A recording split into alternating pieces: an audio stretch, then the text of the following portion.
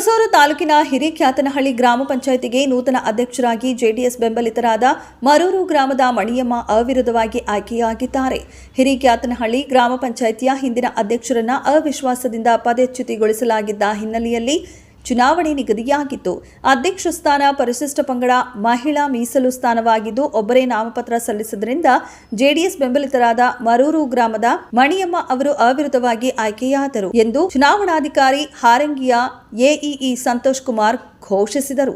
ಅಧ್ಯಕ್ಷರಾಗಿ ಘೋಷಣೆಯಾಗುತ್ತಿದ್ದಂತೆ ಮಣಿಯಮ್ಮನವರು ಮಾತನಾಡಿ, ಹುಣಸೂರು ಶಾಸಕರಾದ ಜಿಡಿ ಹರೀಶ್ ಗೌಡ ಅವರ ಸಹಕಾರದಿಂದ ಗ್ರಾಮಗಳ ಅಭಿವೃದ್ಧಿಯನ್ನ ಮನದಲ್ಲಿ ಇಟ್ಟುಕೊಂಡು 12 ಸದಸ್ಯರು ನನ್ನನ್ನು ಅವಿರೋಧವಾಗಿ ಆಯ್ಕೆ ಮಾಡಿದ್ದಾರೆ. ಅವರಿಗೂ ಹಾಗೂ ಗ್ರಾಮದ ಯಜಮಾನರು ಮುಖಂಡರಿಗೆ ತುಂಬು ಹೃದಯದ ಧನ್ಯವಾದಗಳನ್ನು ಅರ್ಪಿಸುತ್ತೇನೆ. ಇನ್ನು ಪಂಚಾಯಿತಿಯ ಎಲ್ಲ 16 ಸದಸ್ಯರನ್ನ ವಿಶ್ವಾಸಕ್ಕೆ ತೆಗೆದುಕೊಂಡು ಸರ್ಕಾರಿ ಶಾಲೆಗಳಿಗೆ ಶೌಚಾಲಯ ನಿರ್ಮಿಸಿಕೊಡುವುದರ ಜೊತೆಗೆ ಶುದ್ಧ ಕುಡಿಯುವ ನೀರು, ಗ್ರಾಮ ಪಂಚಾಯಿತಿ ವ್ಯಾಪ್ತಿಯ ಗ್ರಾಮಗಳ ಪ್ರಮುಖ ವೃತ್ತಗಳಲ್ಲಿ ಸಿಸಿಟಿವಿ ಅಳವಡಿಸುವುದು ಜೊತೆಗೆ ಸ್ವಚ್ಛತೆ ಮತ್ತು ಆರೋಗ್ಯಕ್ಕೆ ಹೆಚ್ಚು ಒತ್ತು ನೀಡಲಾಗುವುದು ಎಂದರು. ಗ್ರಾಮ ಪಂಚಾಯತ್ ಅಧ್ಯಕ್ಷ ಸ್ಥಾನ ತೆರವಾಗಿತ್ತು. ಮೊನ್ನೆ ಜಿಲ್ಲಾಧಿಕಾರಿಗಳು ನನ್ನ ಚುನಾವಣಾಧಿಕಾರಿಯಾಗಿ ನೇಮಕ ಮಾಡಿದರು. ಸೊ ಈ ಸಂಬಂಧ ಈಗಿನ ಮೀಟಿಂಗ್ ನೋಟಿಸ್ ನೀಡಲಾಗಿದ್ದು, ಈಗಿನ ಮಣಿಯಮ್ಮನವರು ಒಬ್ಬರೇ ನಾಮಿನೇಷನ್ ಫೈಲ್ ಮಾಡೋದ್ರಿಂದ ಅವರನ್ನು ಅವಿರೋಧವಾಗಿ ಇದನ್ನ ಆಯ್ಕೆ ಮಾಡಿದರು. ಸರ್, ಇದು ಒಟ್ಟು ಸದಸ್ಯರ ಸಂಖ್ಯೆ ಎಷ್ಟು? ಒಟ್ಟು 16 ಜನ ಇದೆ ಸದಸ್ಯರ ಸಂಖ್ಯೆ. ಸೊ ಇವತ್ತು 12 ಜನ ಪ್ರೆಸೆಂಟ್ ಇದ್ದರು, 4 ಮೆಂಬರ್ಸು ಅಬ್ಸೆಂಟ್ ಇದ್ದರು. ಅವಿರೋಧ ಆಯ್ಕೆ.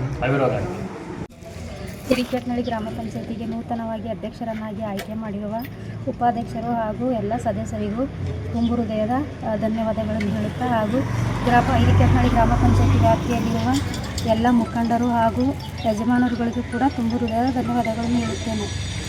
ಅದರ ಜೊತೆಗೆ ಮೊದಲನೇ ಆದ್ಯತೆಯನ್ನು ಶಾಲಾ ಮಕ್ಕಳಿಗೆ ಕುಡಿಯುವ ನೀರಿನ ಬಗ್ಗೆ ಮತ್ತು ಶೌಚಾಲಯದ ಬಗ್ಗೆ ಹೆಚ್ಚಿನ ಒತ್ತು ನೀಡುವುದು, ಪ್ರತಿ ಗ್ರಾಮಗಳಿಗೆ CCTV ಸರ್ಕಾರಗಳಿಗೆ ಅಳವಡಿಕೆ ಮಾಡುವುದು,